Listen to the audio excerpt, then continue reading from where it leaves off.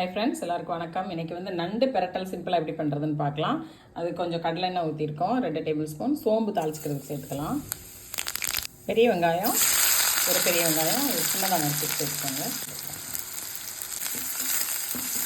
வெங்காயம் வதங்கிட்டு இருக்கு. இப்போ நம்ம கொஞ்சம் தேங்காய் அரைச்சிக்கலாம். அதுக்கு 3 டேபிள் ஸ்பூன் தேங்காய் துருவனது இருந்தால் போட்டுக்கோங்க. ஒரு 1.5 டீஸ்பூன் சோம்பு சேர்த்துக்கோங்க. மஞ்சள் பொடி பாருங்கள், இந்த அளவுக்கு அரைச்சி வச்சுக்கோங்க. தக்காளி சேர்த்துக்கலாம்.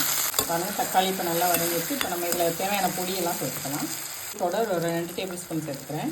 வந்து 1 டேபிள் ஸ்பூன் குழம்பு மல்லித்தூள் இருக்க நண்டை சேர்த்துக்குவோம்.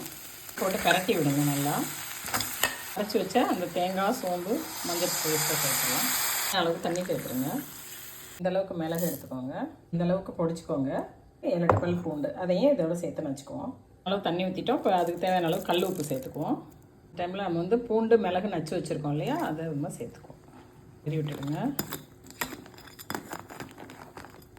பாருங்கள், நண்டு நல்லா தண்ணி ஊற்றிட்டு இன்னும் கொஞ்சம் தண்ணி ஊற்றினோட நம்ம ஆஃப் பண்ணிடலாம். உப்பெல்லாம் செக் பண்ணிக்கோங்க.